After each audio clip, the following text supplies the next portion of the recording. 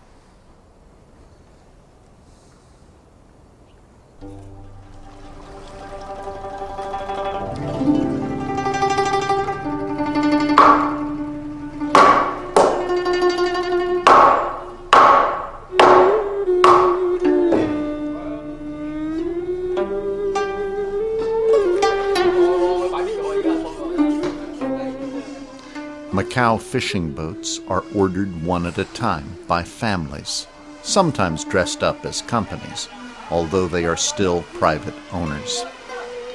These family companies sit around one table at food and talk about whether it is a good idea to build another boat. Because of fish prices, fuel prices, increasing bureaucratic and legal pressure on traditional Chinese liveaboard fishing boats, and partly because modern Chinese want their children to have better than the parents had, that answer nowadays is usually no. And so the shipyards of Macau are idle, and the ships spend more time in the harbor than at sea. The Macau harbor no longer bustles, and the morning and evening migration of white uniformed school children no longer floats like flocks of seagulls to and from the black-hulled fishing vessels in ragtop sampans. The older Chinese fishing boats with poorer owners, or from farther upstream, ancient fishing settlements like Domun and Toisan, these near hulks just drift or anchor, waiting for something big enough to swim by that will pay for fuel to make a home trip worthwhile. Otherwise, they fish for dinner.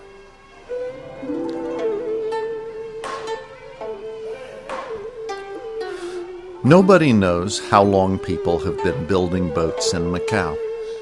Shipbuilding was part of the local economy when the Portuguese arrived in the 1400s. Once spread around Macau and the islands in small waterfront sheds, the small boats could have been built anywhere. As the boats got bigger, along with Macau's population, the yards were concentrated in one of the old homes of the water people, the chopstick houses rising over the water in Fai-Chi-Kay, a part of Macau now covered with high-rises that still bears the chopstick name. It was that building boom that began to push the yards out of Macau and over to the outer island of Coloane in the 1970s. About 1980, the shipyards in Fai-Chi-Kay were not yet closed, and the Coloane yards were just open. More than 80 boats a year went to sea, hoi soi, as the Cantonese call a ship launch. By the end of 2005, after only one ship had been launched from Macau shipyards in the preceding 2 years, a fishing family from Do Mun, who about a century ago had moved their base to Macau, decided that it was time to strike a bargain with the unoccupied yard for one last boat. Wood for South China Coast fishing boats is cured the same way it has been for thousands of years, pickling in salt water. For 3 to 5 years, testified both by dates and brands on the individual logs and by the size of the oysters and the barnacles, teak logs from Malaya lie in the tidal mud, staked down until the outside of the log looks like stone and a cut reveals wine-red wood with a pollen-yellow boundary, and the builder's wood inside of the log turns a bright, light, reflective red-orange color. Wood was not a problem for the new boat. Logs needed to be stockpiled, and as in most commodities crashes, nobody saw the end of the fish coming, or the end of the fishing boats. Selected logs, straight and clean grained, flawless and straight for the keel, are cut into 2 great square timbers, scarf-jointed in the middle, are aligned to eyeball perfection. Every senior worker seems to have a say, but the last word comes from the owner of the shipyard, after inspection so long it seems meditation. At every important juncture in the building of the boat, there are rituals. These religious observances are rooted in China's geomantic, animistic, and Taoist antiquity. Many, perhaps most, boat owners work with what we would call a priest, although most of these priests have no temples. Some call them feng shui masters, the priests of wind and water. There are probably a few hundreds of them in Macau, advising on spiritual problems, children's discipline, psychological problems, especially in terms of antipathy of spirits or interference from past lives, but also on investments, moving in or out of a home, the all-important conservation of good luck or changing of bad luck. And it is unlikely that any building will be started in Macau, even a government building, without officiation from some nominally Buddhist divine who rarely mentions the Buddha while he propitiates the gods of earth and sky and the god of the particular place. Often a Catholic priest appears, because for a real ritual in Macau, more gods are always better. The owners of this boat are not originally Macau people. Perhaps they show their distance from the rest of the community by managing the rituals themselves, although do-it-yourself religion is also within the Chinese norm. It may also be relevant that these people are working on their own boat, a thing I had not observed in 10 years and a few dozen boats before this one. The gods are given personal attention, and the worshippers expect personal attention from the gods. The boat, too, is a personal thing, and every feature of it is touched and finished by some person using simple hand tools, though electric motors now power many of them. The fishing family balanced this investment on several life and death considerations. The father is a fisherman, and he and his wife are used to living on board. He is expert in his work and confident of his own future, whether the rest of the industry suffers or not. His wife backs him up in everything and checks all the details herself, whether ordering the boat, arranging the keel laying and launch, checking the builder's work, and perfecting the cleanup after each stage, ever defensive about her husband and their children and their way of life. The husband says he has 10 years more hard work left in him.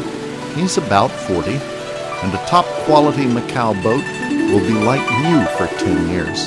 Then he'll sell it or lease it, let somebody else work it the last 10 years. He laughs when he says that. Because this is a last stand for their family in this line of work, and for their feeling about it, and for their traditional Chinese sense of their privacy. We cannot show identifiable pictures of them. We labored with another of their concerns, that they thought it bad luck to call it the last boat. There will always be more boats. And perhaps they're right. Perhaps it isn't the last boat. The Macau Maritime Museum may have ordered one more for preservation. Yet, all over Macau, where people speak of fishing in boats, the first reaction is the same. One day in the middle of construction, I met with the head of the Macau Maritime Museum, who told me of the family's warning that we should not call it the last boat. And on the same day, I met the captain of the customs ship that patrols the channel, who asked why I wasn't in my office. And when I told him I was looking at the boat in the yard, he said that was important, and he was watching it too, because everybody knew it was the last boat from Macau.